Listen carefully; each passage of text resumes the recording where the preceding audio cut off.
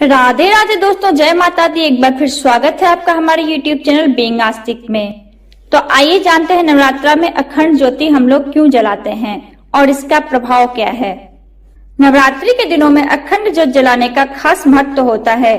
अखंड ज्योत में एक ऐसी पॉजिटिव एनर्जी होती है जो शत्रुओं की बुरी नजर से आपकी रक्षा करती है।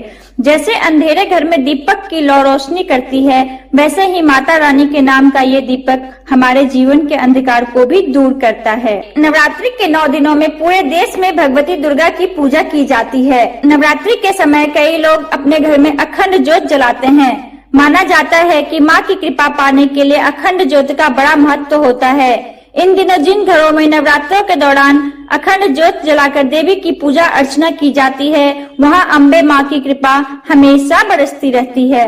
कहा जाता है कि अखंड ज्योत जलाने से धर्म और भक्ति बनी रहती है और साथ ही नकारात्मकता हावी नहीं होती। इसके अलावा नवरात्र में अखंड ज्योत जलाने के कई अन्य महत्वपूर्ण कारण भी हम आपको बताएंगे। नवरात्रि के दौरान घर में शुद्ध देसी घी की ज्योत जलाने से घर में सकारात्मकता बढ़ती है और नकारात्मक शक्तियों और प्रभावों का नाश होता है। इससे घर के संकट, लड़ाई झगड़े और बीमारियों में भी कमी आती है। नवरात्रि के दिनों में जिन घरों में देवी पूजन हो रही हो, वहाँ विद्यार्थियों को अखंड ज्योत अवश्य जलानी चाहिए। इससे उनकी शिक्षा बेहतर होगी और दिमाग पर सकारात्मक असर होगा। यदि आपका कोई काम बिगड़ गया है या नहीं हो रहा है, तो नवरात्रि के दौरान सरसों के तेल की अखंड ज्योत जलाने से माँ देवी प्रसन्न हो जाती है। ऐसा करने से आपका कार्य सिद्ध हो जाएगा और पितृदोष भी दूर होगा और घर में सुख समृद्धि बनी रहती है। शनि देव के कुप्रभाव से भी मुक्ति मिलती है। माना जाता है कि नवरात्र के दौरान पूजा घर में अखंड ज्योत जलाने से शनि देव का कुप्रभाव घर और घर के सदस्यों पर कम हो जाता है।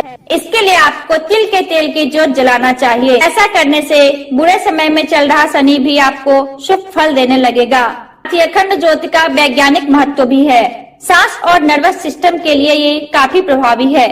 घर में देसी घी का अखंड ज्योत जलाने से घर में रहने वालों को श्वास और नर्वस सिस्टम पर भी अच्छा असर होता है। रोज अगर इसके साथ साथ आप कपूर भी जलाते हैं तो इसकी खुशबू से हानिकारक बैक्टीरिया मर जाते हैं और इंसान के फेफड़े भी स्वस्थ रहते हैं।